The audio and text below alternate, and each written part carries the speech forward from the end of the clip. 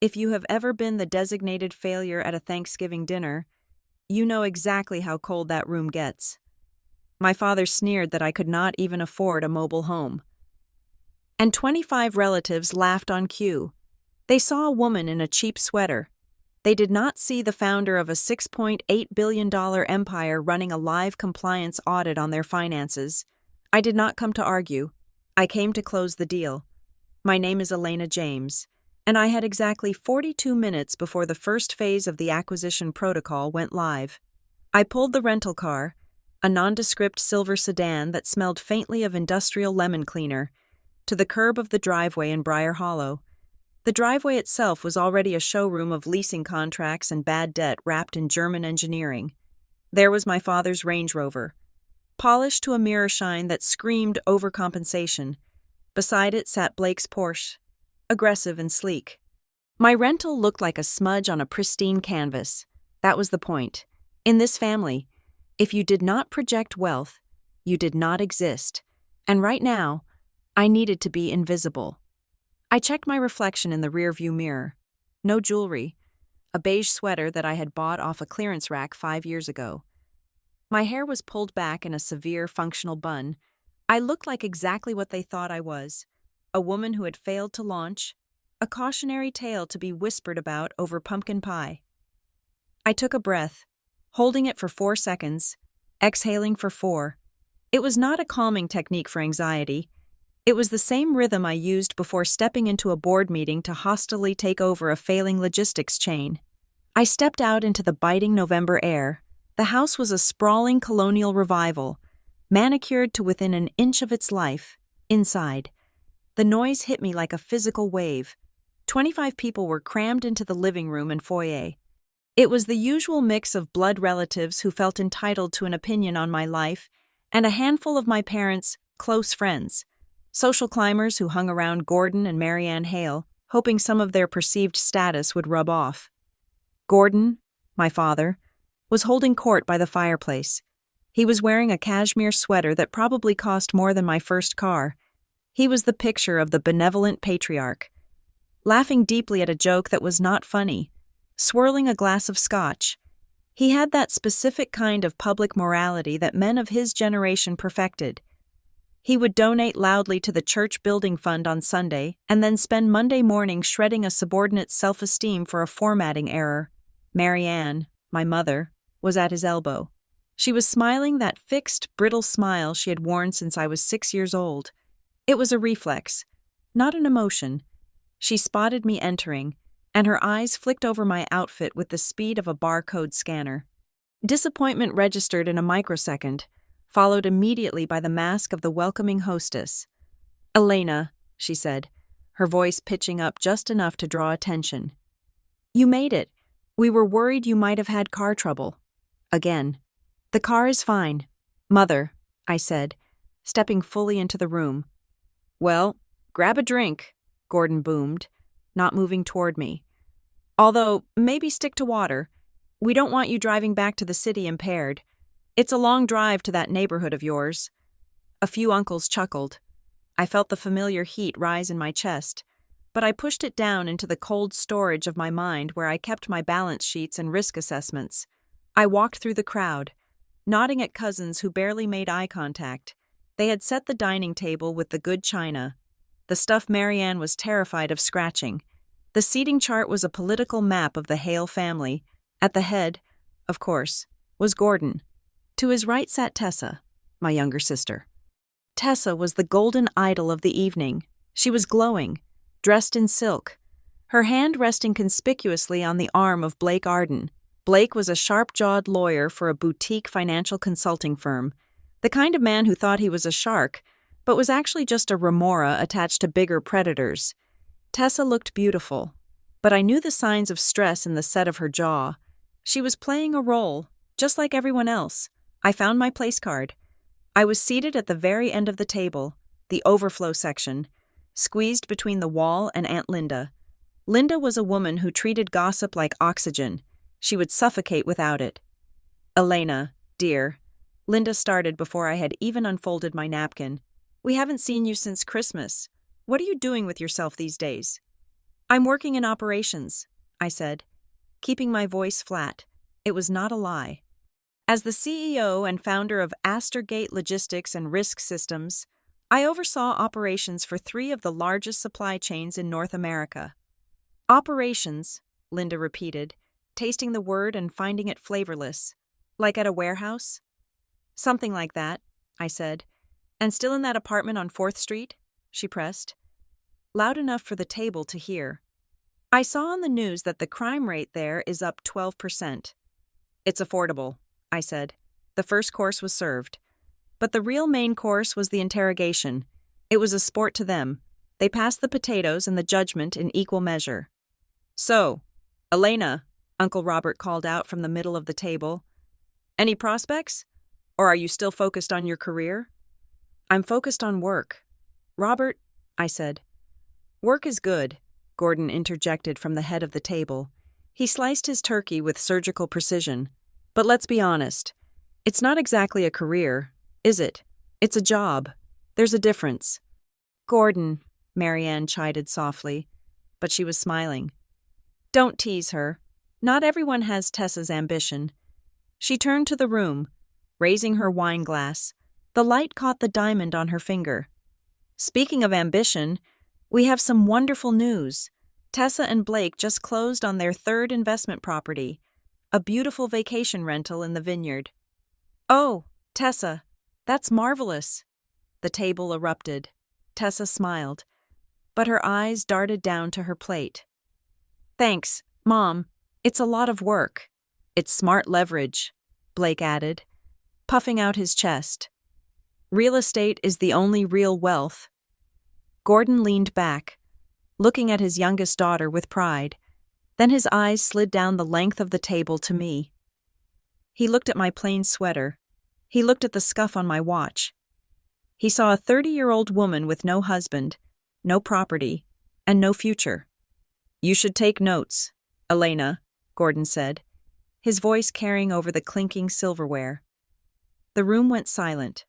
He loved this silence. Tessa is building a legacy. You? You're treading water. I put my fork down. I looked him in the eye. I'm doing fine.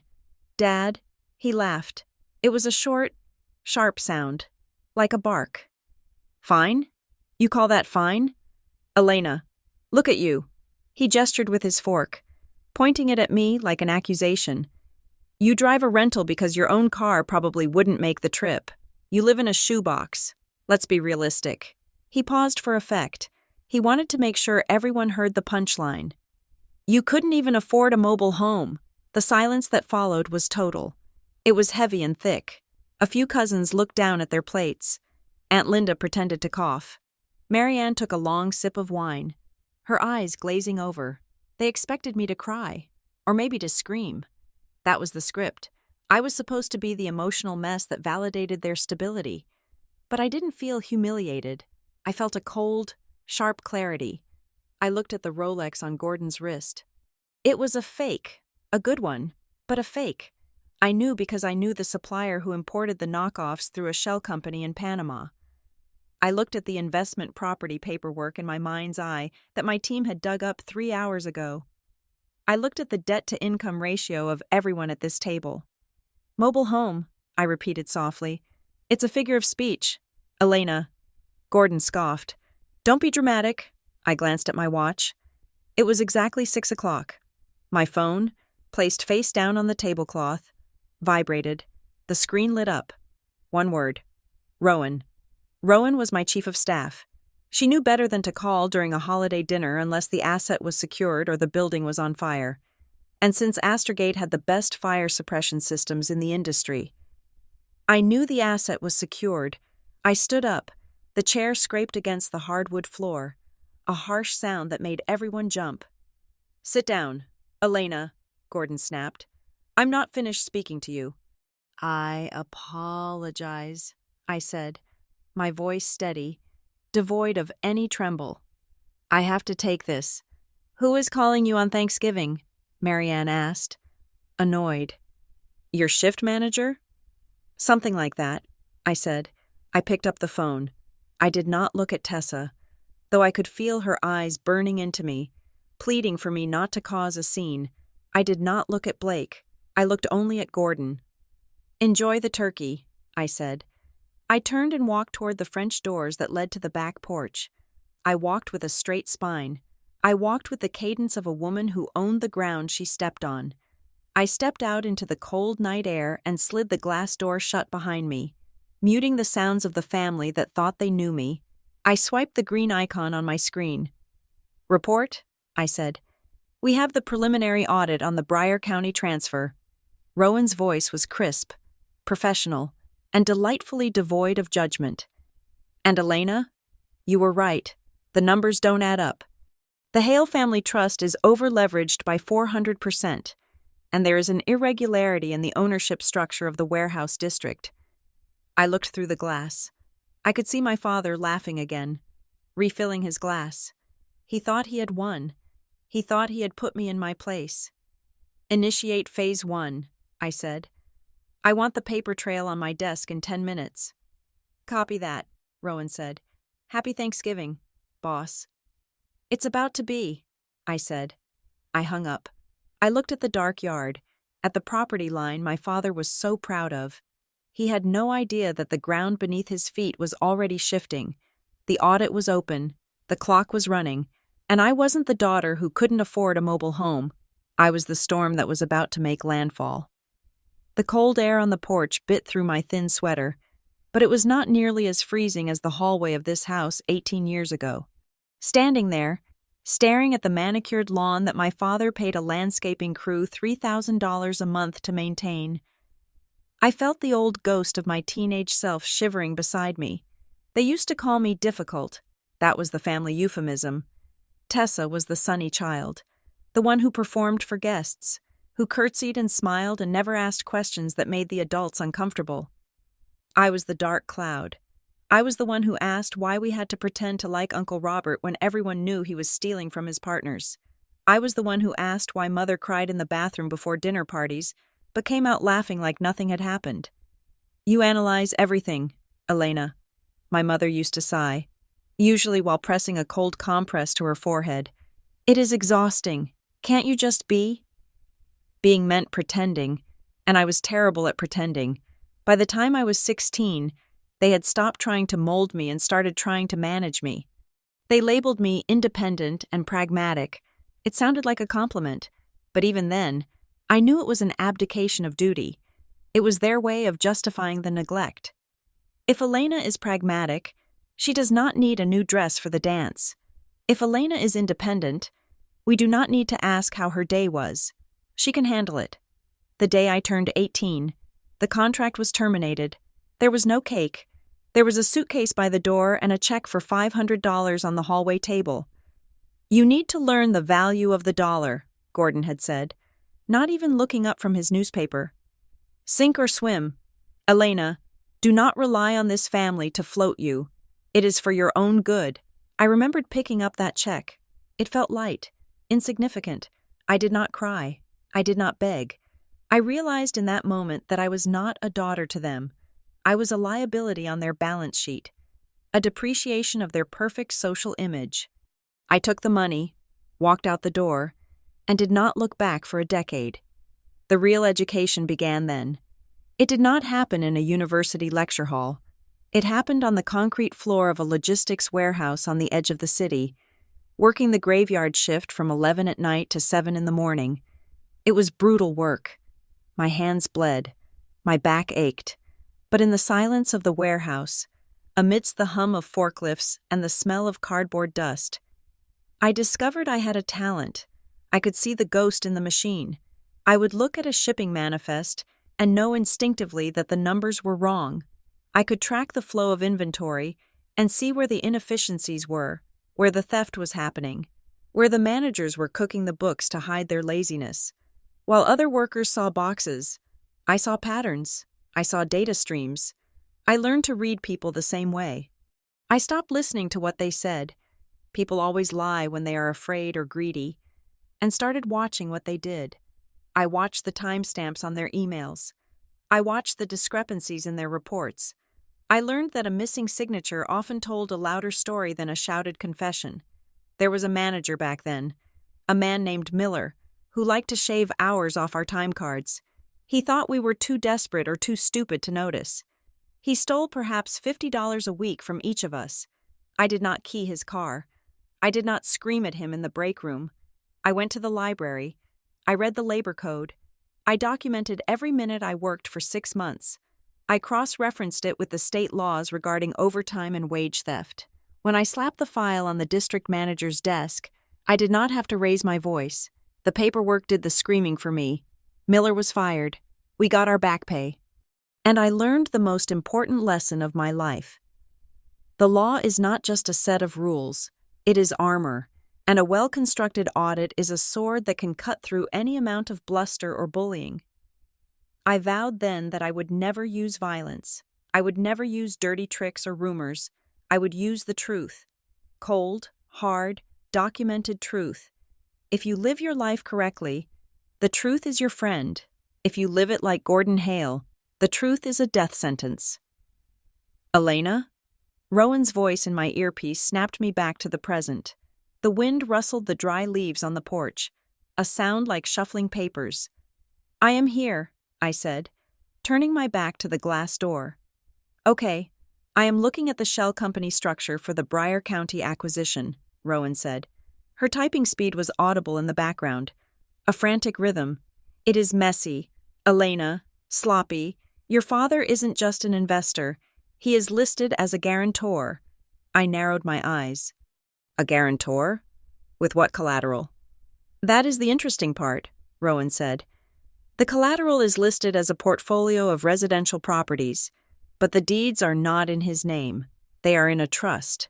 Let me guess, I said, feeling the pieces click into place. The beneficiaries of the trust are not him. Got it in one, Rowan confirmed. The primary beneficiary is listed as Tessa Hale, but the trustee with power of attorney is Gordon. Elena, he is leveraging your sister's assets to back a high-risk commercial loan. If the Briar deal goes south, he does not lose his shirt. Tessa loses everything, her credit, her name, maybe even those houses she thinks she owns. I felt a surge of cold anger. It was not the hot, reactive anger of a teenager. It was the freezing, absolute zero of a judge passing a sentence. He was using her, just like he used me as a foil for his ego. He was using Tessa as a shield for his gambling. He had set her up as the golden child only to loot her future to pay for his present. Does he know that Astergate is the purchasing entity for the Briar project? I asked. No, Rowan said.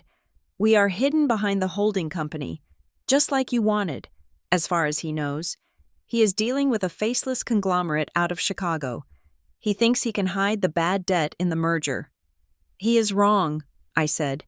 The compliance report is ready, Rowan added. We have enough to flag the transaction. We could stop it right now, block the deal, save Tessa the easy way. I looked through the glass door again. I saw Tessa laughing at something Blake said, but her hand was gripping the stem of her wineglass so hard her knuckles were white. If I stopped it now, quietly, Gordon would spin a story. He would lie. He would find another way to use her. He would never face what he was, to excise the rot. You have to open the wound. No, I said. Do not block it. Not yet. We proceed with the transparency audit. I want him to sign the disclosures. I want him to put his name on the lie. That is risky, Elena, Rowan warned. If he signs, and we execute the purchase, the fraud becomes federal. I know, I said. Stick to the schedule. Send the notification to his lawyer in 10 minutes. Let's see if he chokes on his pumpkin pie. Copy that. Plan A is a go. I tapped the earbud to end the call. The silence of the suburbs rushed back in, heavy and suffocating. I smoothed the front of my cheap sweater. Inside that house, they thought they were dealing with a poor relation, a disappointment who could not afford a mobile home. They were about to find out that they were trapped in a room with the CEO of the company that owned their debt. I reached for the door handle. It was cold metal against my palm. I took a breath, composed my face into a mask of benign neutrality, and slid the door open. I stepped back into the warmth, back into the lion's den, carrying the only weapon that mattered. I was not just bringing a knife to a gunfight. I was bringing the receipt for the gun. To understand the gravity of what was happening on my phone screen, you have to understand what Astergate Logistics and Risk Systems actually does. When people hear a valuation of $6.8 billion, they imagine a tech giant with a sprawling campus and free kombucha on tap. They imagine a social media app or a flashy consumer brand. That is not us. Astergate is the invisible nervous system of global commerce. We do not make things. We ensure things arrive. We write the algorithms that route insulin to pharmacies before it spoils. We optimize the supply chains for disaster relief agencies so that water reaches hurricane zones 20% faster. But our most profitable division, the engine that drove that multi-billion-dollar valuation, is Risk Systems. We are essentially a high-speed, automated forensic accountant for the industrial world. We detect leakage. Leakage is the polite corporate term for theft. Fraud, incompetence, and inefficiencies that bleed companies dry. We got rich because we are the only ones who can walk into a failing conglomerate, plug our software into their ledgers, and see exactly who is lying. And right now, the liar was sitting inside eating cranberry sauce. "Walk me through the structure again, Rowan," I said, my voice low. I turned away from the glass door, facing the dark expanse of the lawn to ensure my voice did not carry. "It is a standard acquisition target," Rowan replied, her voice tinny in my ear. "The Bryan County Transit Hub. It is a mid-sized distribution center, crucial for our expansion into the Northeast Corridor. We are buying the operating rights and the underlying assets, but when we ran the deep dive on the subsidiary holdco, we flagged a minority stakeholder." "The Hale Family Trust," I said, the name tasting like ash in my mouth. "Correct," Rowan said. "They hold a 12% equity stake in the warehouse management firm we are acquiring. But Elena, the financials are creative. In the world of high-stakes mergers and acquisitions, creative is the most dangerous word in the dictionary. Define creative," I said. "The asset valuation was bumped up by 30% last quarter based on projected rents that do not exist," Rowan explained. "And there is a loan against that equity, a big one. If we finalize the purchase at the current price, we are essentially paying off that loan, and the equity holder walks away with a clean profit. But if we audit the valuation first, the loan goes underwater immediately." I closed my eyes. It was classic Gordon Hale. This was his modus operandi. He would buy into a small local business, inflate its value on paper, borrow against that inflated value to maintain his lifestyle, and then try to exit before the bubble burst. It was a Ponzi scheme of one. He was borrowing from the future to pay for the illusion of the present. "We are in a compliance refresh, Rowan," I said, stating the fact that made this lethal. "I know," she said. "That is why I called. We have the Securities and Exchange Commission looking at our books next month in preparation for the public offering. We cannot have a dirty asset on our balance sheet. If we buy this hub and it turns out the books were cooked, we become liable for the fraud. I would have to freeze the accounts. I would have to call the federal prosecutors. It is mandatory reporting."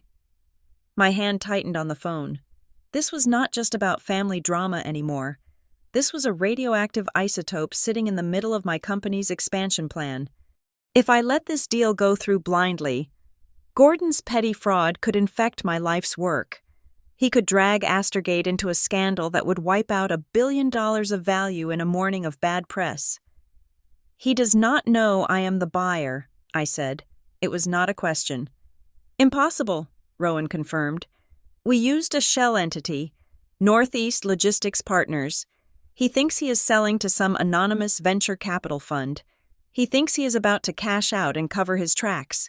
If the third-party auditors come in next week as scheduled," I said, thinking 3 moves ahead, "they will find the inflated rent rolls. They will trigger a fraud investigation. Gordon will face criminal charges for bank fraud." "Yes," Rowan said. "Unless we kill the deal tonight, if we walk away, The house of cards stays standing for another few months until the loan matures. You could save him. Elena, you could just cancel the acquisition. I looked back at the house. Through the window, I saw Gordon pouring another glass of wine, gesturing expansively. He looked so confident. He looked like a man who had never faced a consequence in 60 years. He had spent my entire life telling me I was worthless because I did not play his game, and now I held the controller. If I walked away, I saved him. But I also lost a strategic asset for Astergate. I would be prioritizing his safety over my company's future. I would be doing exactly what my mother did, covering up his mess to keep the peace. No, I said. The word was solid. We do not cancel the deal. The Briar Hub is essential for the Q4 strategy. So, what is the play? Rowan asked. We condition the closing on full transparency, I said. I want a new term sheet, one that requires all beneficial owners of the Hale Family Trust to sign a personal guarantee of the asset's validity. If the numbers are real, he signs, and he gets his money. If the numbers are fake, he has to admit it or face the legal consequences of signing a false affidavit. You are forcing him to perjure himself or confess, Rowan said. I could hear the smile in her voice. That is cold, boss. It is not cold, I said. It is business. He taught me that. If you cannot afford the mobile home, you should not sign the mortgage. I will have the legal team draft the beneficial ownership disclosure form, Rowan said. I can email it to you in 5 minutes. Are you going to present it to him? He loves paperwork, I said. He loves feeling important. I will make sure he gets his moment. Good luck. Elena, do not let them bite. I am the one with the teeth, I replied. I slid the phone back into my pocket. My heart rate had not increased. This was the zone where I thrived. The emotional noise of the insults, the sneers about my rental car, the pity regarding my apartment. It all faded away. It was just data now.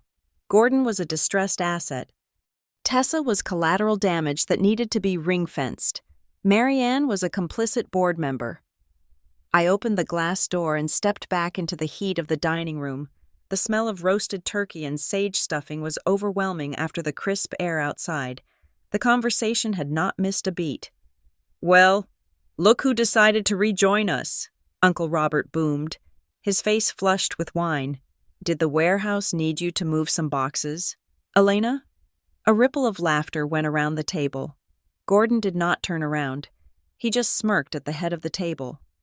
Something like that, I said calmly. I walked back to my seat at the end of the table. I sat down and unfolded my napkin. I picked up my fork. I did not look angry. I did not look sad. I looked at Gordon Hale with the professional detachment of a coroner examining a body that did not know it was dead yet. Everything all right? Aunt Linda whispered, leaning in, hoping for a disaster. Was it a bill collector? No, Linda, I said, my voice clear enough to cut through the chatter. Just an investment opportunity. I had to verify the liquidity of the counterparty. Liquidity, Gordon repeated, chuckling. Listen to her. Using big words.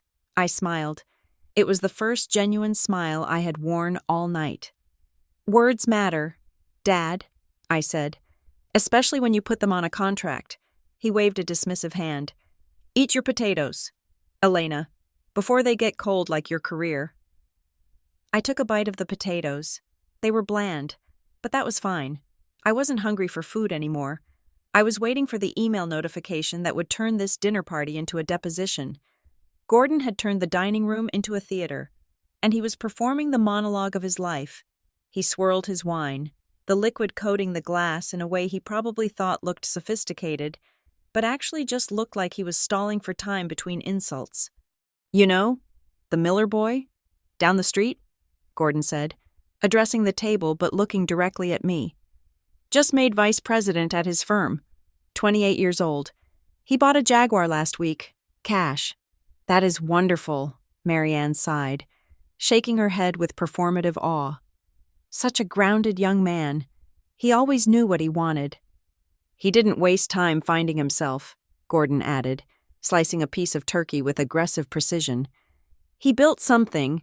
That is the difference between people who contribute to society and people who exist. The table murmured in agreement. I sat perfectly still, my hands resting in my lap. To the untrained eye, I looked cowed, defeated by the comparison. In reality, I was calculating the depreciation rate of a Jaguar and wondering if the Miller boy knew that buying a luxury car with cash in a high-inflation environment was a terrible allocation of capital. "It is not just about money, though," Marianne said, her voice dropping to a whisper that was meant to simulate intimacy but felt more like a shiv. She looked at me with sad, wet eyes. "It is about stability. Elena, a woman your age, you need a foundation. We worry about you. We really do. Drifting from job to job. Renting it makes you look unreliable." "I am not drifting, Mother," I said, keeping my voice level. "I have been in the same industry for 10 years. "But what is the industry?" Aunt Beatrice asked. She was seated 3 chairs down, a woman who wore too much floral print and thrived on other people's misfortunes. She leaned forward, her fork hovering halfway to her mouth. "You never really say, what do you do, exactly?" "I work in operations," I said. It was the standard answer. It was true, boring, and usually enough to make people's eyes glaze over. "Operations," Beatrice repeated, looking around the table for backup. "That sounds manual. Like managing the inventory at a grocery store? Making sure the shelves are stocked?" A few cousins snickered. Gordon smirked, taking a sip of his wine. "Something like that," I said. "I ensure that things are where they are supposed to be, ideally, before people realize they are missing." "Well, someone has to do it," Gordon said, dismissing my entire career with a wave of his hand. "We can't all be architects of the future like Blake here." He clapped Blake on the shoulder. Blake, to his credit, looked uncomfortable. He shifted in his seat, his eyes darting to me. He was a lawyer for a financial consulting firm. He dealt with sharks all day. He was starting to realize that the dynamic at this table was off. He was noticing that I wasn't flinching. "Actually," Blake said, clearing his throat, "operations is a broad field. Supply chain management is pretty complex these days." "Oh, stop being modest for her, Blake," Marianne chided gently. "Elena prefers the simple life. She always has. Low stress, low expectation." "Speaking of low expectations," I said, cutting through the chatter. My voice was not loud, but it had a frequency that cut the air like a diamond cutter. I looked directly at Gordon. "How is that restructured loan from last year holding up? Dad, the one with the variable interest rate?" The room did not stop instantly, but the rhythm broke. It was a skipped beat in a song. Gordon's glass paused halfway to the table. It was a micro-movement, a hesitation of perhaps half a second, but to me, it was a billboard. "Excuse me?" Gordon asked, his smile freezing into a rictus of confusion. "The refinancing," I said, taking a sip of water. "I remember you mentioning something about needing to leverage the equity in the lake house to cover some liquidity gaps. With rates climbing to 7%, I was just wondering if you locked in a fixed rate, or if you are still floating." "I don't know what you are talking about," Gordon stammered, then let out a loud, forced laugh. "Listen to her, reading the Wall Street Journal in the break room, are we? Suddenly she is a financial advisor." "Just curious," I said. "Variable rates can be tricky, especially if the underlying asset is overvalued." Gordon's face went a shade of red that clashed with his tie. He knew that I knew. He did not know how I knew. He probably assumed I had overheard a phone call or seen a piece of mail years ago, but the arrow had landed. Blake was staring at me now, not with pity, but with assessment. He was a man who made his living reading contracts and finding loopholes. He just saw the poor relation fire a warning shot across the bow of the family patriarch, and he saw the patriarch flinch. His eyes narrowed slightly, reassessing the woman in the beige sweater. "More wine? Anyone?" Marianne chirped, her voice an octave too high. She sensed the tension but did not understand the source. She just knew the script was going off the rails. "I will take some water," I said, standing up. "I can get it myself." I walked away from the table, needing to physically distance myself from their delusion for a moment. I walked into the hallway toward the kitchen. The walls were lined with the family shrine, framed photographs arranged in chronological order. I walked past the baby photos, where Tessa and I were indistinguishable lumps in white lace. I walked past the elementary school portraits, where I still had braces and a hopeful smile. Then, the timeline shifted. Around age 15, I started to fade. By 18, I was gone. The recent photos were a shrine to Tessa. Tessa at graduation, Tessa at her debutante ball, Tessa and Blake in Paris, Tessa and Gordon on a boat. There was not a single photo of me from the last 12 years. It was as if I had ceased to exist the day I stopped being obedient. I stood there for a moment, looking at the empty space where my life should have been. It hurt, yes, but it was a clean pain. It was the pain of cauterization. They had erased me from their wall. I was about to erase them from their fantasy. I filled a glass with tap water in the kitchen, listening to the muffled laughter from the dining room. They were already recovering, patching over the awkwardness I had caused. Gordon was probably telling a joke to regain control. I walked back into the dining room. The conversation had shifted to the wedding. "We are thinking of a destination wedding," Tessa was saying, her voice quiet. "Maybe Italy?" "Italy is perfect," Gordon declared. "We will rent a villa, the whole family. I will handle the deposit." He looked at me as I sat down. He had recovered his composure. The fear was gone, replaced by a renewed desire to crush the source of his anxiety. "Although," Gordon said, his eyes locking onto mine, "travel is expensive. Elena, if you can't make it, we understand. We wouldn't want you to go into debt just to keep up appearances." "I have some vacation days saved," I said. "It's not just the days," Gordon sneered. "It's the lifestyle. Look at you. Elena, look at this sullen attitude. You come into my house, you eat my food, and you ask rude questions about things you don't understand." He leaned forward, planting his elbows on the table. "You want to know why you are alone? Why you are sitting at the end of the table? It isn't because we are mean. It is because you are bitter. You have nothing to show for your life, so you try to tear down those of us who do." Marianne nodded in agreement. "We just want you to be happy, Elena. But you have to earn trust. You have to build something." Gordon delivered the final blow, the line he had probably been rehearsing since I walked in the door. "You live like a ghost, Elena. No assets, no husband, no career. Tell me, honestly, who would trust you with anything real? Who would trust you with $1, let alone a legacy?" The table went silent. Waiting for me to break, buzz, my phone, sitting on the tablecloth, vibrated. The screen lit up. It was the second call. The timestamp was exactly 7:15. I looked at the phone, then I looked at Gordon. "You are right, Dad," I said softly. "Trust is everything." I reached for the phone. "Who is it now?" Gordon demanded. "The night shift supervisor?" "No," I said, standing up again. "It is the auditors." "The what?" "Excuse me," I said. "I have to take this. It is about a very large, very complex restructuring." I turned my back on them before Gordon could respond. I walked toward the kitchen again. But this time, I wasn't going to hide. I was going to hand the phone to Tessa, because the person on the other end wasn't calling for me. They were calling to confirm the signature on a fraudulent loan application. The game of chess was over. I had just flipped the board. I did not answer the phone.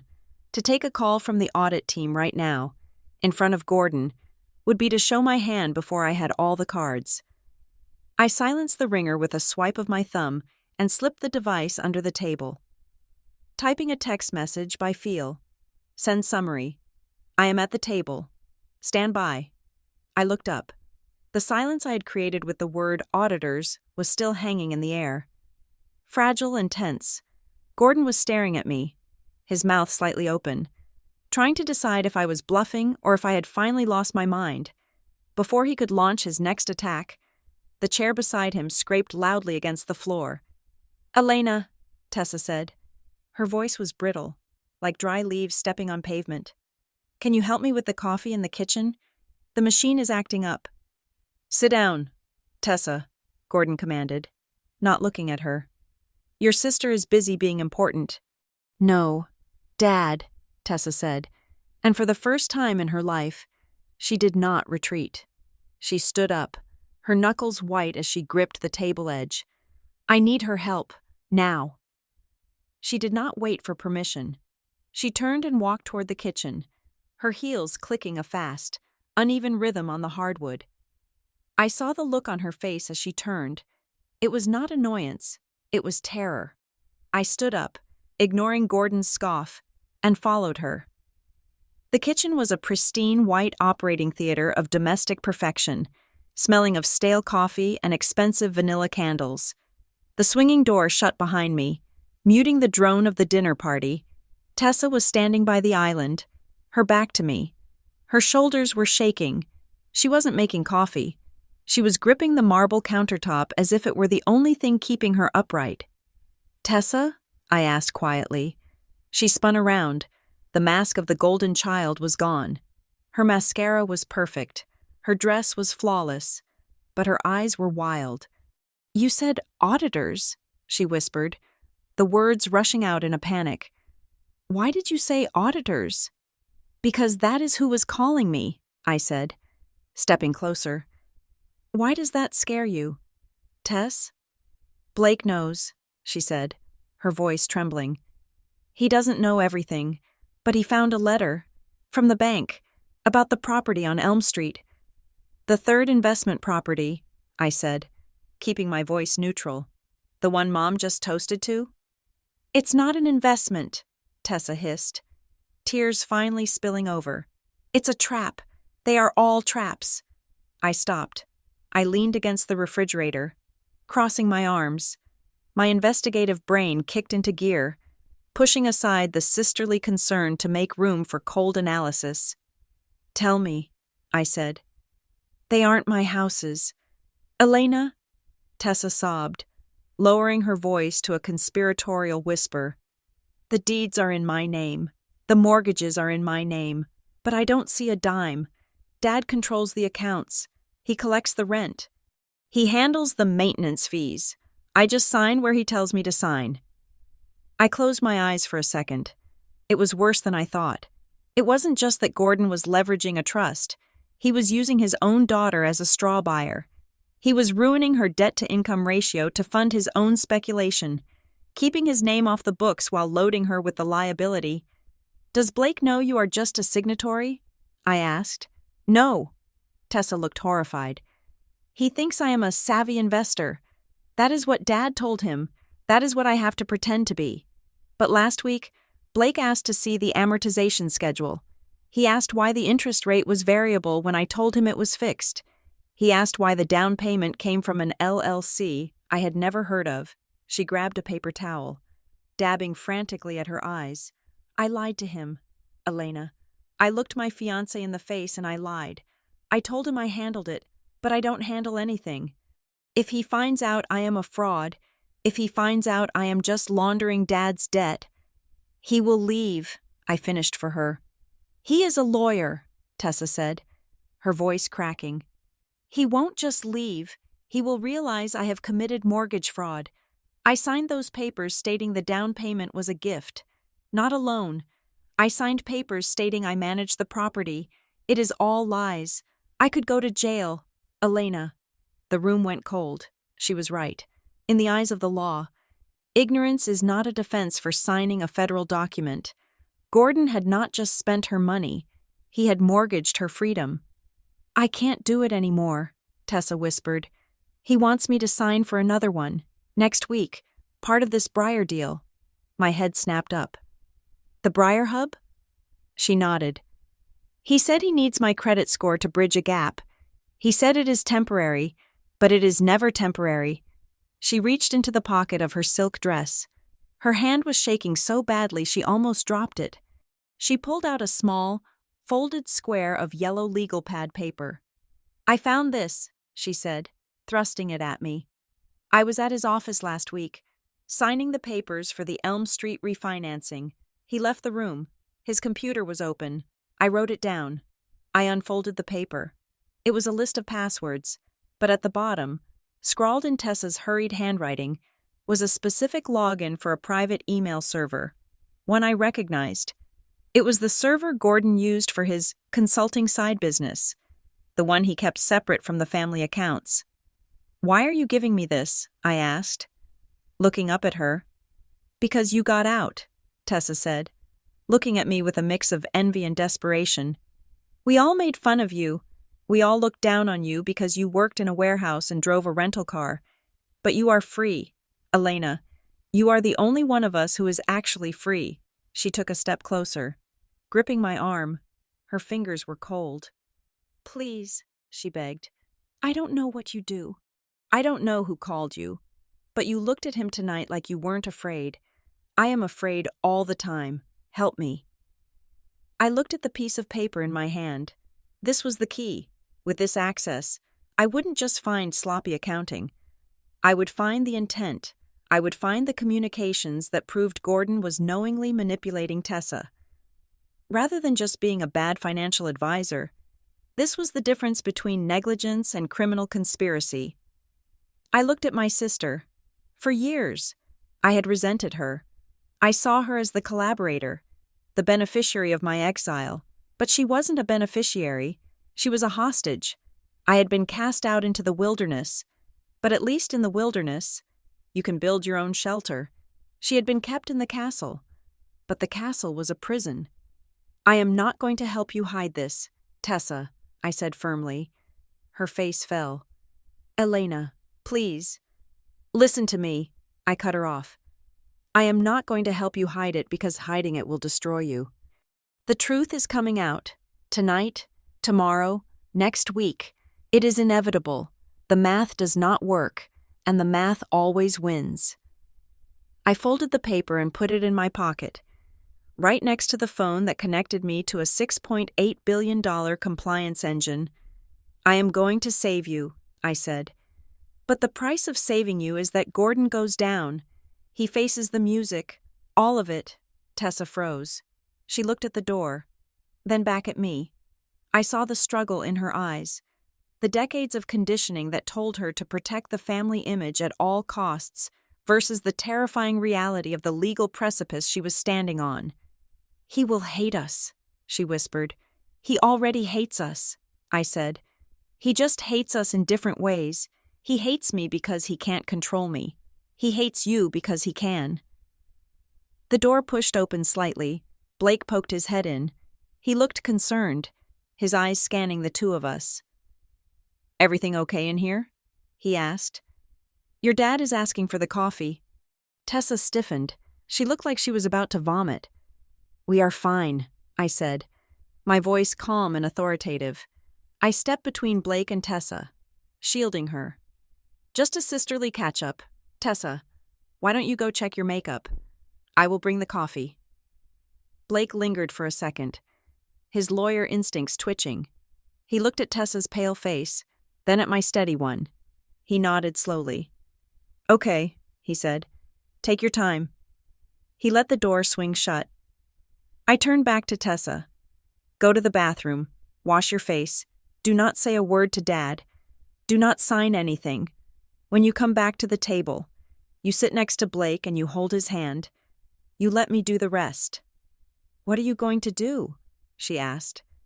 "I am going to initiate a hostile takeover," I said. "Of this dinner." I turned to the coffee machine. My hands were steady.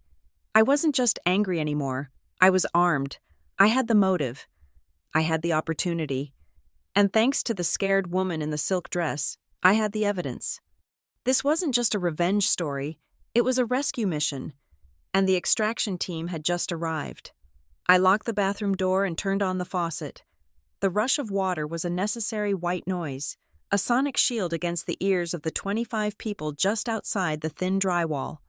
I sat on the closed lid of the toilet, not as a hiding child, But as a CEO establishing a forward command post, I tapped my earpiece.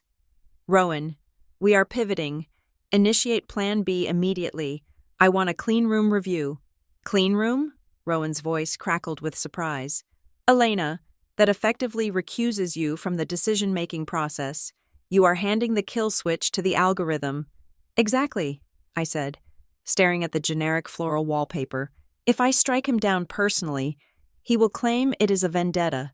He will tell the board, the family, and the courts that I torched the deal out of spite. I need to be untouchable. Bring in Sterling and Vance. Sterling and Vance was our nuclear option. They were a third-party forensic auditing firm we kept on retainer for high-risk acquisitions. They did not care about feelings. They did not care about Thanksgiving. They cared about one thing: the mathematical integrity of a ledger. Okay, Rowan said, the clicking of her keyboard intensifying. I am engaging them now. What are the parameters? Total transparency on beneficial ownership, I commanded.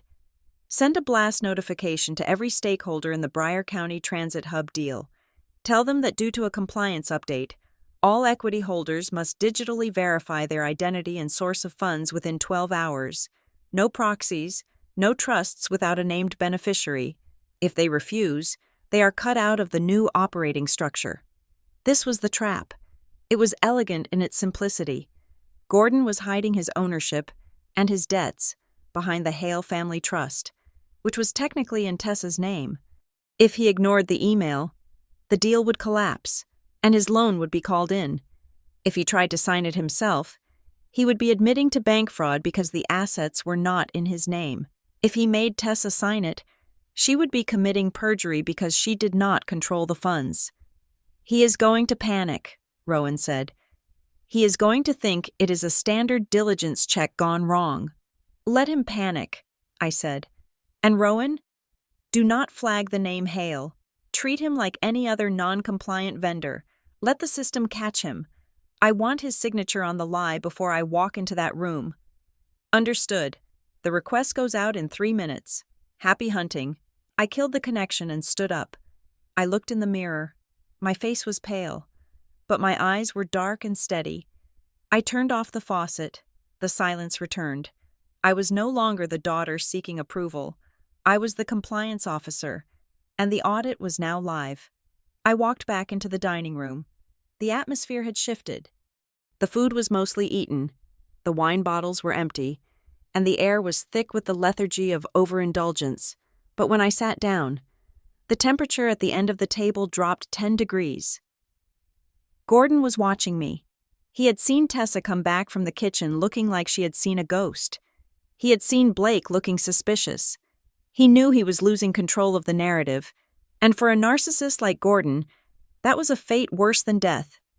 He decided to go on the offensive. You know, Elena, Gordon said, his voice booming slightly too loud, cutting through the low hum of conversation. I have been thinking about what you said earlier, about trust. I unfolded my napkin again, smoothing it over my lap. Have you? Yes, he said. He reached under his chair and pulled out a leather portfolio. It was not a casual prop. It was something he had prepared. He placed it on the table with a heavy thud that rattled the silverware. We need to settle this, Gordon said, assuming the tone of a weary, benevolent king dealing with a rebellious subject. This tension, it is not good for the family. It is not good for your mother, and quite frankly, it is embarrassing. I agree, I said. Truth is often embarrassing. See? He pointed a finger at me.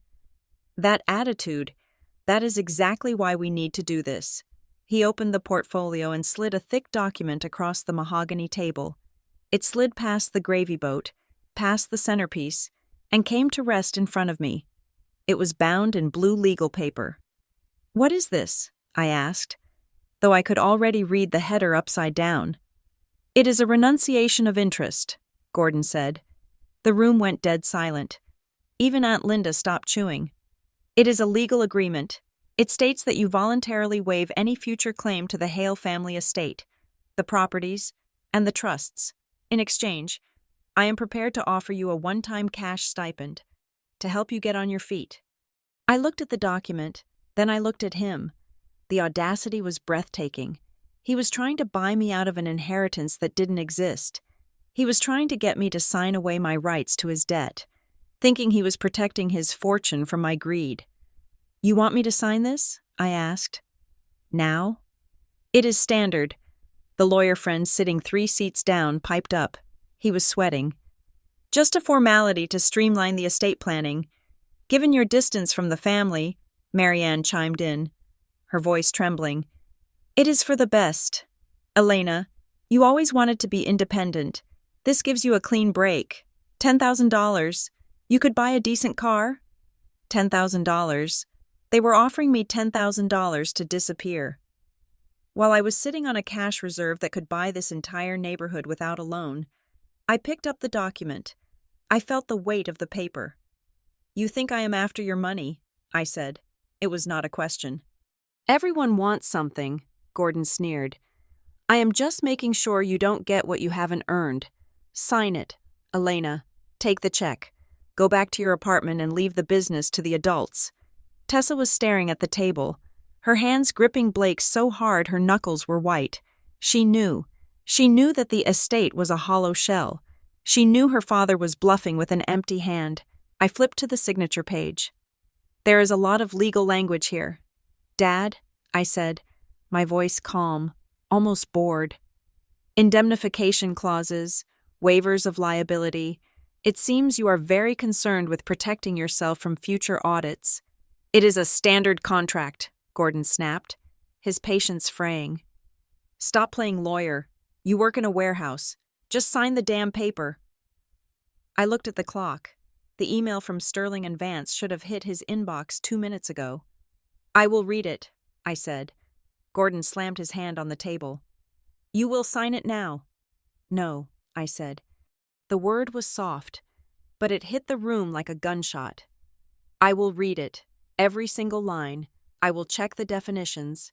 I will check the exhibits." I looked up, locking eyes with him. "And then," I said, "I am going to ask you a few questions about the assets listed in Schedule A, because I would hate to sign away my rights to a property that is already leveraged to 3 different banks. That would just be bad business, wouldn't it?" Gordon's phone pinged, a loud, insistent chime from his breast pocket, then pinged again, and again. He froze. It was the priority alert tone he had set for his biggest deals. "You might want to get that," I said, sliding the document back toward him. "It sounds like the adults are talking." Mr.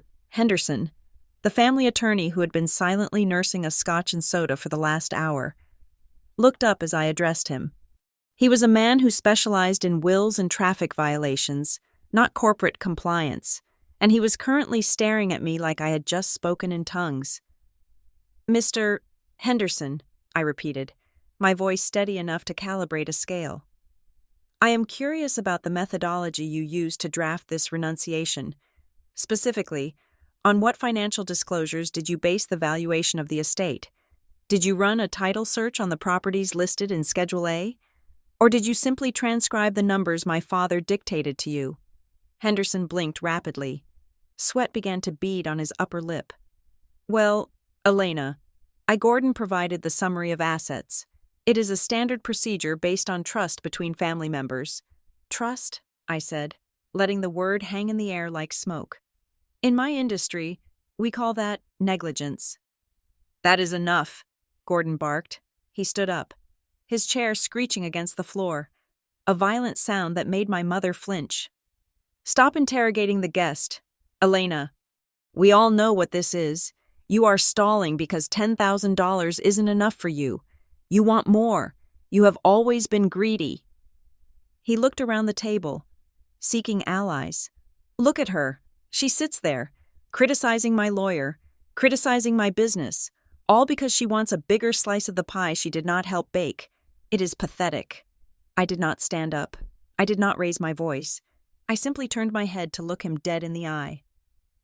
"If I wanted your money, Dad," I said, "I would not have sat here for 40 minutes listening to you insult my clothes, my career, and my life. If I wanted a check, I would have taken it at the door and left. I am not here for the payout. I am here for the accounting. The silence that followed was different this time. It wasn't the silence of awkwardness. It was the silence of confusion. They were watching a dynamic shift in real time and struggling to process it. "Elena," a voice piped up from the middle of the table. It was Cousin Sarah, the one who usually only spoke to ask for the salt. She was looking at me with a furrowed brow. "You sound different. You sound like the CEO of the company I work for. What exactly is it that you do in operations?"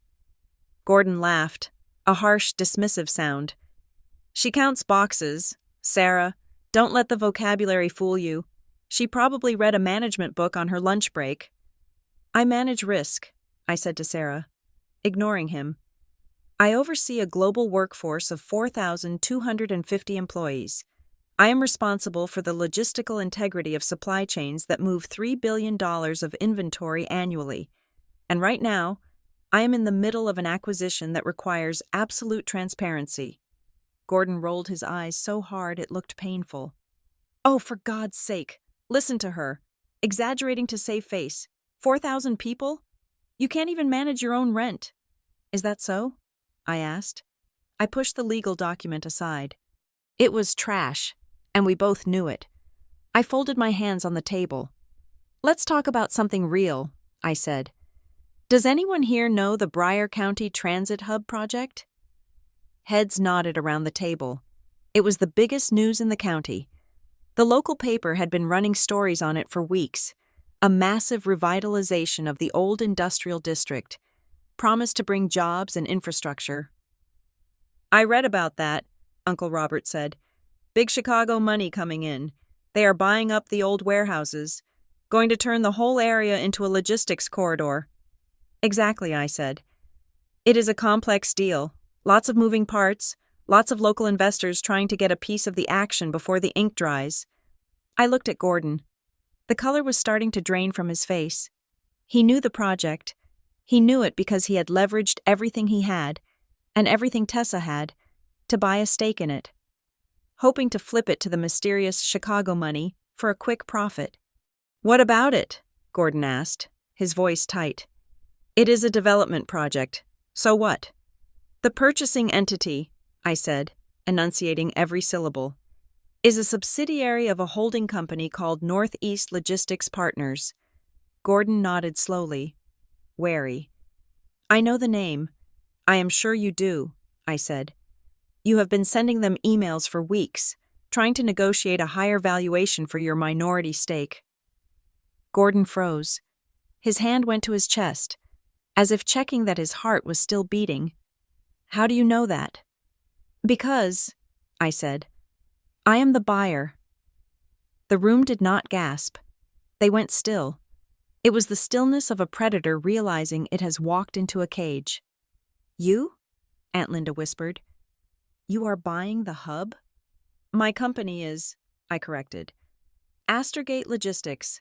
I am the founder and majority shareholder, and Northeast Logistics is my acquisition vehicle." I watched the realization hit Gordon like a physical blow. He slumped back in his chair. The math was rewriting itself in his head. The Chicago money wasn't a faceless corporation. It was the daughter he had kicked out at 18. It was the woman he had just offered $10,000 to go away. "That is impossible," he whispered. "You drive a rental." "I drive a rental because I landed at the private airfield an hour ago and didn't want to wait for a driver." I lied smoothly about the airfield to twist the knife, though the rental part was just practicality. But that is irrelevant. What is relevant, Dad, is the paperwork. Marianne stood up, her napkin clutching to her chest. She looked between Gordon and me, sensing the destruction of her carefully curated world. "Elena, stop it," she pleaded. "You are making things up. You are drunk. Gordon, tell her she is drunk. She is just being impulsive again, always so dramatic." "Am I?" I asked. I pulled my phone out from under the table. I placed it face up on the white tablecloth. "I just sent an email to the primary contact listed for the Hale Family Trust," I said. "That would be you. Dad, it is a notification from our compliance department. We have flagged some irregularities in the asset structure." Gordon's hand twitched toward his pocket where his phone was still vibrating. The email contains a link to a beneficial ownership disclosure form. I continued, my voice echoing in the silent room. It is very simple. It asks you to list, under penalty of perjury, who actually owns the funds in the trust, who actually controls the properties, and who is actually liable for the debt. I leaned forward. If you have nothing to hide, Dad, if everything is as successful and legitimate as you say it is, you can pull out your phone right now, open the email, sign the digital affidavit. It takes 30 seconds. I swept my gaze around the table. 25 pairs of eyes were fixed on Gordon. They were waiting for him to laugh. They were waiting for him to pull out his phone, sign the form, and prove that I was just a crazy, jealous daughter. Go ahead, Gordon, I said softly. Sign it. Show everyone how successful you are. Gordon did not move. He could not move. If he signed it, he went to prison for bank fraud because the assets were not his to pledge. If he didn't sign it, he admitted to everyone in this room that he was a liar. He stared at his plate. A bead of sweat rolled down his temple. Gordon? Marianne whispered, her voice trembling with the first dawn of true horror. Gordon, why aren't you answering her? He didn't answer. He couldn't. And in that long, stretching silence, the dynamic of the Hale family broke forever. They looked at the man at the head of the table, the man in the cashmere sweater with the loud laugh and the fake Rolex, and for the first time, they didn't see a patriarch. They saw a debtor. They saw a fraud. And then they looked at me, the woman at the end of the table. The silence wasn't cold anymore. It was respectful. I am waiting, I said. I did not shout. I did not throw my wineglass against the fireplace to demand attention. In my world, the person who yells is the person who has lost control of the negotiation. I simply reached into my oversized tote bag, which I had left resting against the leg of my chair, and pulled out a slim, leather-bound tablet. I unlocked the screen and opened a single file. I did not open my bank account. I did not show them a graph of my net worth. Those things are vulgar, and more importantly, they are irrelevant to the specific point I needed to prove. I opened the official letter of intent for the Bryer County acquisition, a document that had been legally executed 48 hours prior. I slid the tablet across the polished mahogany table. It spun slowly, coming to rest directly in front of Blake. Read the signature block, I said. Blake looked down. He was a lawyer. He was trained to read the fine print before looking at the pictures. He adjusted his glasses, his eyes scanning the header, then jumping to the bottom of the page. Astergate Logistics and Risk Systems, Blake read aloud, his voice steady but confused. Authorized signatory, Elena James. Title, Founder and Chief Executive Officer. He looked up at me, then he looked back at the screen. He swiped to the next page, checking the digital certificate. It was authentic. It was time-stamped. Astergate, Uncle Robert muttered, the name sparking a memory. I saw that on the news. They are the ones handling the state's emergency pharmaceutical supply chain. Big contract. Huge. Wait, Cousin Sarah said, leaning in to look at the tablet. You own Astergate? The company with the blue trucks? I see them everywhere. I founded it 10 years ago, I said calmly. We started in a garage. Now we operate in 14 countries. The room seemed to tilt. The image of Elena the failure, the woman who couldn't afford a mobile home, was dissolving in real time, replaced by something much more terrifying to them. Elena the Titan. They looked at my cheap sweater and realized it wasn't a sign of poverty. It was a sign that I didn't need to impress them. But Blake wasn't looking at my clothes. He was looking at his fiancée. Tessa, Blake said, his voice dropping to a dangerous whisper. If Elena is the buyer, and the Hale Family Trust is the seller, and you are the named beneficiary of the trust, he trailed off, the legal implications crashing down on him. He looked at Gordon, then back to the document. Gordon told me the buyer was a venture capital firm, Blake said, turning to my father. He said it was a blind pool. He said we wouldn't have to disclose the underlying mortgage structure because the buyer wouldn't do a deep dive audit. I never said that, Gordon snapped, but his eyes were darting around the room, looking for an exit. You are twisting my words. I am looking at the due diligence request right here, Blake said, tapping the tablet. Elena, Astergate, is requiring full disclosure.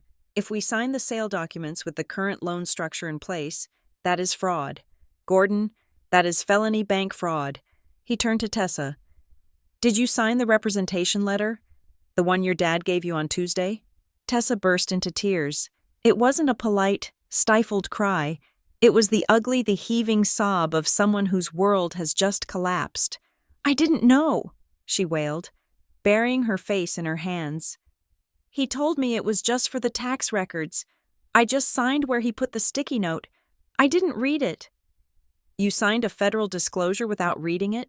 Blake asked, his voice rising. He looked at her not with love, but with the horror of a man realizing his partner is a legal liability. Tessa, do you have any idea what you have done? If this audit goes through, you are the one on the hook, not him, you. That is enough. Gordon slammed his fist on the table, rattling the china. Stop badgering her. This is a family dinner, not a courtroom. It became a courtroom the moment you tried to sell me a fraudulent asset, I said. I stood up. I walked around the table to where Tessa was sobbing. I put a hand on her shoulder. She flinched, then leaned into me, desperate for any kind of stability. Tessa is not going to jail, I said, looking directly at Blake. I am freezing the transaction. The audit will show that she acted under duress and misinformation. My legal team is already drafting a separation of liability. I looked at Gordon. But you, I said, you are done. You are going to stop using her name. You are going to stop leveraging her credit. And you are going to admit, right now, that the empire you pretend to have is built on debt that belongs to your children. Gordon stood up to face me. He was red-faced, trembling with rage. He had lost the financial argument, so he went for the only weapon he had left. Character assassination. Who do you think you are? He spat, his voice dripping with venom. You come in here, flashing your title, trying to act superior. You are nothing. You are a runaway. You abandoned this family because you were too weak to follow the rules. He gestured to the room, rallying the troops. She left us, he shouted. She walked out on her mother. She walked out on her sister. She didn't call for years. And now she comes back to destroy us? To humiliate us? You are just a bitter, lonely woman. Elena, you built a company? Good for you. But you have no home. You have no people. You are empty. Marianne stood up, clutching her pearls, tears streaming down her face. She looked at me with a mix of heartbreak and accusation. How could you, Elena? She sobbed. Your father worked so hard for us. We gave you everything. And you throw it back in our faces? You are tearing this family apart. The accusation hung in the air. For a second, the old programming tried to kick in. The guilt, the shame, the need to apologize and fix it. But I looked at the tablet on the table. I looked at Tessa, shattered and terrified. I looked at the investment properties that were actually prison cells made of paper. I didn't feel guilt. I felt relief. I did not tear this family apart. Mother, I said. My voice was low, but in the silence of the dining room, it carried to every corner. This family was broken the day you decided you had 2 daughters, but only enough love for one investment, I continued. You chose one of us to be the trophy, and you chose the other to be the scapegoat. You invested in Tessa's image, and you discarded my reality. I looked at Gordon. I did leave, I admitted. I walked out with $500 in a suitcase. I worked nights. I cleaned floors. I built Astergate from the ground up without a single phone call, a single loan, or a single kind word from anyone at this table. I built my life by solving problems, not by creating them, and I built it without stepping on anyone to get there. I leaned in closer to him. You call me empty, Dad, but I own my emptiness. It is mine. Everything you have. This house, these cars, that watch, even your daughter's future, is borrowed. You are the one who is renting a life. I just happened to hold the lease." Gordon opened his mouth to speak, but no sound came out. He looked at the faces around the table. He saw Uncle Robert looking down at his plate. He saw the close friends exchanging uncomfortable glances. He saw Blake pulling his hand away from Tessa's. He realized, perhaps for the first time, that the audience had left the theater. "Get out," Gordon whispered. "Not yet," I said. "We haven't finished the audit." The silence in the dining room was not peaceful. It was the heavy, suffocating silence of a pressure vessel moments before rupture. The tablet sat on the mahogany table like a judge's gavel that had just been struck. Most people thought the climax had already hit. They thought the reveal of my identity, the exposure of the $6.8 billion valuation, and the humiliation of Gordon Hale was the peak of the evening. They were wrong. I was not done. I had exposed the symptom, but I had not yet excised the tumor. My phone buzzed against the tablecloth. It was a rapid sequence of vibrations, the specific pattern I had assigned to high-priority intelligence updates. I glanced down. It was a message from Rowan. "Analysis complete. Cross-reference flagged. We have a double pledge situation." I felt a cold spike of adrenaline. A double pledge. It was the cardinal sin of asset management. Gordon had not just leveraged the properties in the trust. He had used the exact same assets to secure 2 different loans from 2 different institutions. One loan was in the name of the trust. The other was in Tessa's personal name.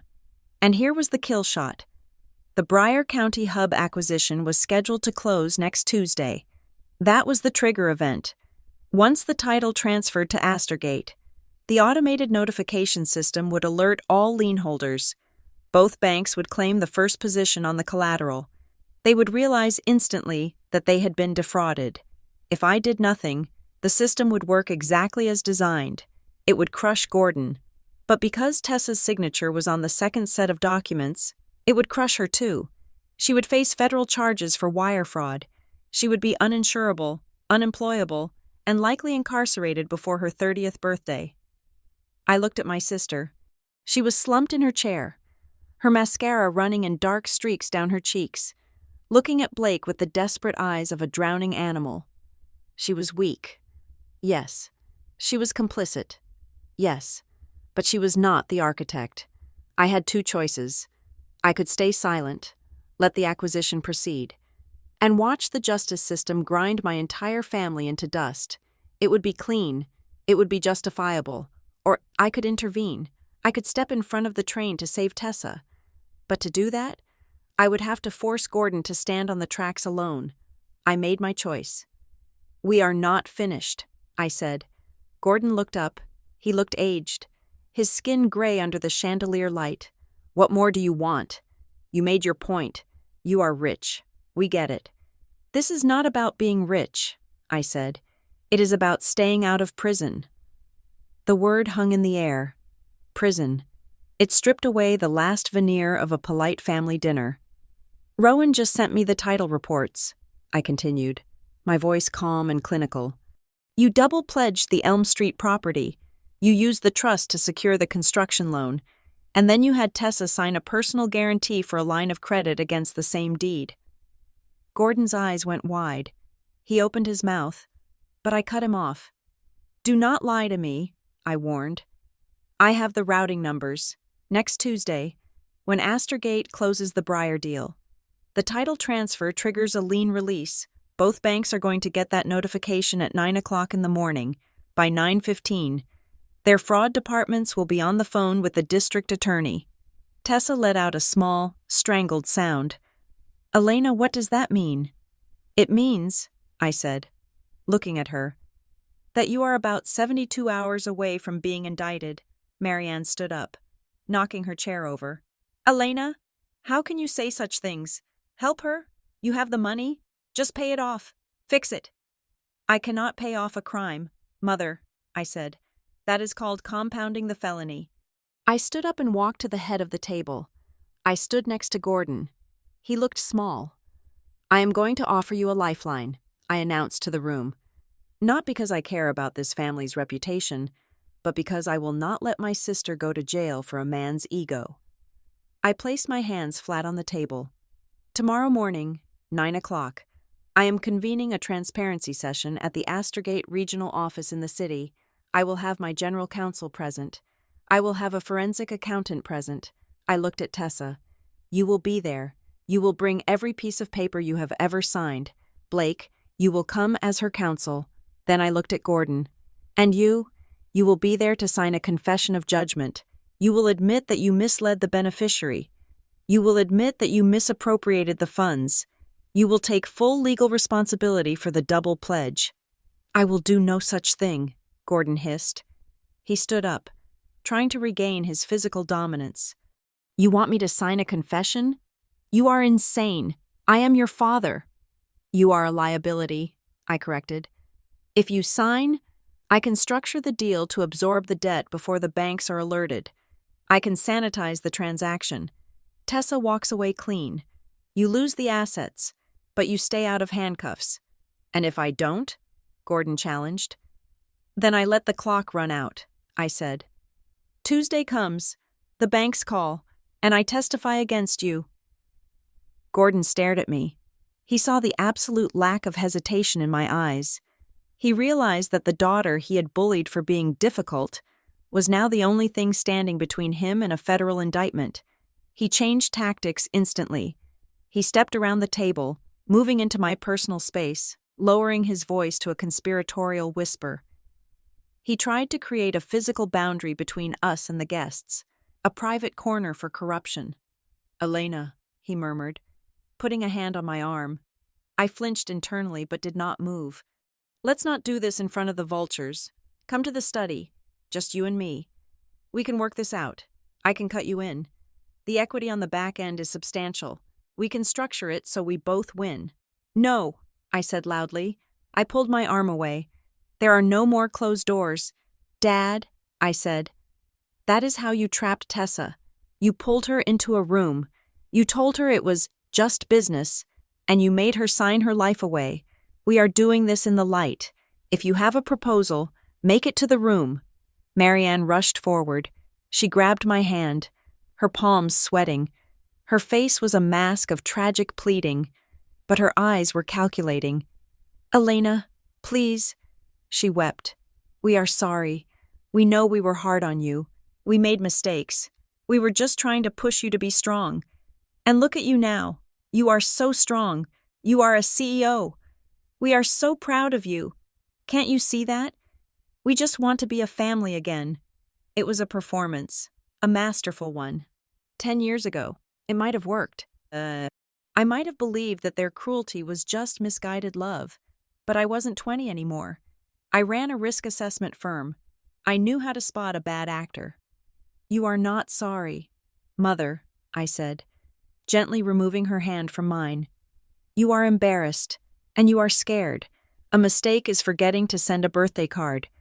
Forging a loan application is not a mistake. It is a choice. You watched him do it. You signed the witness lines. Marianne recoiled as if I had slapped her. Blake stood up. He had been reading the tablet again, his face growing paler by the second. He looked at Gordon with a new expression. Disgust. She is right, Blake said. His voice was shaking, but it was firm. I am looking at the dates. Gordon, you refinanced the lake house 3 days after Tessa and I got engaged. You used her credit bump to secure the rate. I was managing her portfolio, Gordon shouted. I was building her inheritance. You were stripping her equity, Blake yelled back. Show me the files. I want to see the original promissory notes. Now? You don't understand high finance, Gordon roared, his face turning purple. You are a junior lawyer. You don't understand how wealth is built. You have to move money. You have to use leverage. That is how it is done. That is how the game is played. The room went dead silent. That is how it is done. He had admitted it. He had just confirmed, in front of 25 witnesses, that the fraud was a systemic, intentional strategy. He wasn't a victim of bad luck. He was a predator. Thank you, I said softly. That admission will be very useful for the transcript. Gordon looked around. realizing he had walked into the trap. He breathed heavily, looking at the faces of his friends and family. They were recoiling from him. He was toxic. My phone rang. It wasn't a text this time. It was a call. The ringtone cut through the tension like a siren. I looked at the screen. Rowan. Urgent. I picked it up. Go, I said. We just closed the valuation round. Rowan's voice came through, fast and sharp. The press release goes out in 10 minutes. Astrogate is now valued at $7.2 billion based on the new audit. But Elena, that is not why I'm calling. What is it? I asked. The external auditors found something else in the Breyer files, Rowan said. It is not just the double pledge. We found a wire transfer from 3 years ago, from the Hale Family Trust to a shell company in the Caymans. The signatory on the shell company isn't Gordon. I frowned. Who is it? It is a judge, Rowan said. A sitting judge in Breyer County. Elena, your father didn't just commit bank fraud. He bribed a zoning official to get the land reclassified before he bought it. This isn't just a civil suit anymore. This is RICO. This is organized crime. I felt the blood drain from my face. I looked at Gordon. He was still standing there, defiant, thinking he could negotiate his way out of a loan default. He had no idea that he was standing on a landmine that was about to vaporize the entire foundation of his life. Hold the press release, I said into the phone, and get the legal team on a secure line. Why? Rowan asked. Because, I said, looking at my father. This just stopped being a negotiation. It is now a crime scene. I hung up the phone. I looked at the table. I looked at the turkey that had gone cold, the wine that had gone sour, and the family that had gone rot. Nobody leave, I said. We have a new problem. The morning sun hit the glass facade of the Astrogate headquarters like a spotlight. It was 9 o'clock sharp. I stood in the lobby, watching my family walk through the revolving doors. They looked small against the backdrop of the 40-story atrium. Gordon was wearing a suit that looked slept in. Marianne was wearing dark glasses indoors. Tessa was holding Blake's hand so tightly, her knuckles were white. They were not here for a reunion. They were here for a transparency session. Badge in, I said, handing them visitor passes. 4th floor, risk assessment and compliance. I did not offer them coffee. I did not ask how they slept. I led them past the security turnstiles and into the elevators. When the doors opened on the 4th floor, the hum of the server farm greeted us. I walked them through the central hub. It was a room lined with wall-to-wall monitors, displaying real-time data streams from supply chains across the globe. Red lights flickered where potential fraud was detected. Green lights flowed where logistics were optimized. This is the heartbeat of a $6.8 billion ecosystem, I said, my voice echoing slightly in the quiet hum of the room. Every transaction is logged. Every signature is time-stamped. Every lie is flagged. Gordon sneered, trying to summon the arrogance from the night before, but it was weak. Is this necessary? Dragging us through your little kingdom? This is just revenge. Elena, you are enjoying this. I stopped walking. I turned to face him, backed by a screen displaying a live audit of a shipping lane in Singapore. This is not revenge, Dad, I said. This is compliance. Revenge is emotional. Compliance is mathematical. The system does not hate you. It does not care about your ego or your insults. It simply counts the truth. And right now, the count is not in your favor. I opened the door to conference room A. Inside, sitting at a long glass table, were 3 people. Tessa's independent counsel, a shark I had hired named Sterling, a forensic accountant, and a stenographer. Sit, I commanded. They sat. Gordon took the chair at the far end, looking like a prisoner in the dock. I tapped the smart screen on the wall. A document appeared. It was the financial commitment regarding the Breyer County hub. We found this at 4 o'clock this morning, I said. Gordon, you didn't just double pledge the house. You used Tessa's identity to underwrite the infrastructure bond for the entire county project. Tessa gasped. The bond? That is millions of dollars. $10 million, to be exact, I said. If the project delays by even 1 day, the county calls the bond, and because the Hale Family Trust is the guarantor, and you are the beneficiary, the county seizes your assets first. Blake looked at the screen, his face draining of color. He put her on the hook for the municipal liability? That is insane. If the zoning permit fails, she is bankrupt instantly. Exactly, I said. He bet Tessa's entire life on a zoning permit he tried to bribe a judge to get. Gordon slammed his hand on the table. I had it under control. The permit was a sure thing. I did it for the family. You did it for yourself, I said cold. And now, I am going to undo it. I swiped the screen. A new document appeared. This is a restructuring agreement, I explained. Astergate is exercising its right as the primary purchaser to reorganize the capital stack.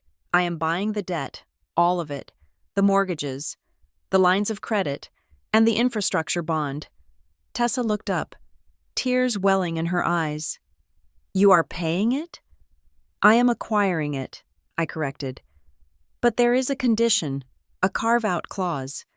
I looked at Gordon. I am removing the Hale Family Trust from the deal entirely. The new operating structure will be held by a clean entity. Gordon Hale will have 0 equity, 0 control, 0 board seats. You are out. Dad, you are erased from the project. Gordon stood up, shaking. You can't do that. It is my deal. I found it. You committed fraud to get it, I said. My compliance team has drafted a safe harbor affidavit for Tessa. It states that she signed under duress and misinformation from her financial advisor, you. If she signs this, the liability shifts back to the originator of the fraud. I slid a paper copy of the affidavit toward Tessa. If you sign this, Tessa, you are free, the debt goes to Gordon, the legal exposure goes to Gordon. You walk away with your credit score and your freedom, but you have to cut the string. You have to admit, on public record, that he lied to you. The room was silent. The only sound was the hum of the hard drives in the next room. Tessa looked at the pen. Then she looked at her father. Don't do it, Tess, Gordon whispered. We are family. We stick together. Tessa looked at the man who had sneered at me for not affording a mobile home while he was secretly spending her future. She looked at Blake, who gave her a single, firm nod. She picked up the pen. You aren't my family, Tessa whispered, her voice gaining strength. You are my broker, and you are fired. She signed the paper. The scratch of the pen on the page sounded like a thunderclap. Gordon slumped back in his chair. He looked physically smaller. The bluster was gone. The moral patriarch mask had dissolved, leaving behind a terrified old man who knew the law was coming for him. I am ruined, he muttered. You were ruined a long time ago, I said. I just balanced the books.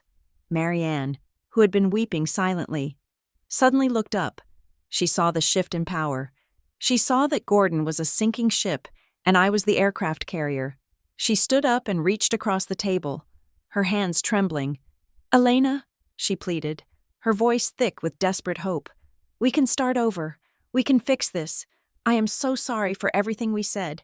I didn't know he was doing this. I was a victim too. Let's just this behind us. You are the head of the family now. We can be better. I looked at my mother. I saw the woman who had watched me be humiliated for decades and said nothing. She didn't want a relationship. She wanted a new host.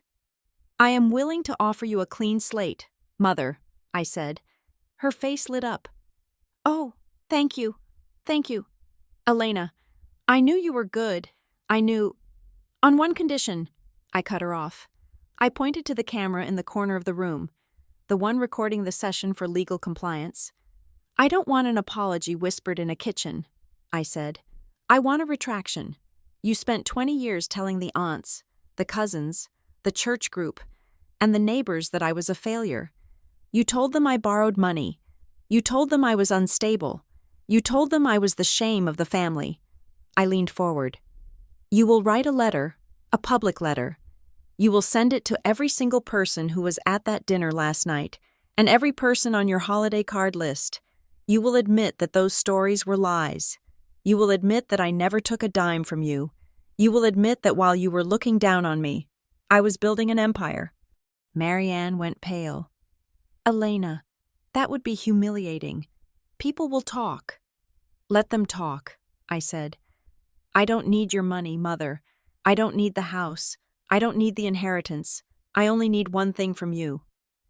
I stood up and gathered my files. "I need you to live in a world where the truth has a file." Marianne looked at Gordon, then at Tessa, then at me. She realized there was no negotiation. She nodded slowly, defeated. "I will write it," she whispered. "Good," I said. "Rowan will proofread it before you send it." I turned to the door. My phone buzzed in my pocket. The notification flashed. Press release live. Market reaction. Positive. I walked toward the exit. I didn't look back at the glass table.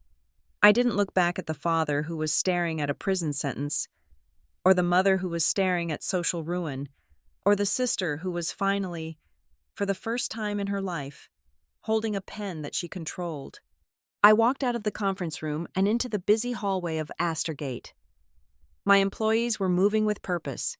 Data was flowing on the screens, and the world was moving forward. I took a deep breath. The air in the office was recycled and cool, but it tasted sweeter than any Thanksgiving dinner I had ever known. I felt light. Not the lightness of escape, but the lightness of completion. I hadn't just gotten revenge. I had closed the case. Thank you so much for listening to this story. Please let me know in the comments where you are listening from. I would love to hear your thoughts. Don't forget to subscribe to the channel Lily Revenge Stories. Like the video, and hit that notification bell so more people can hear this story.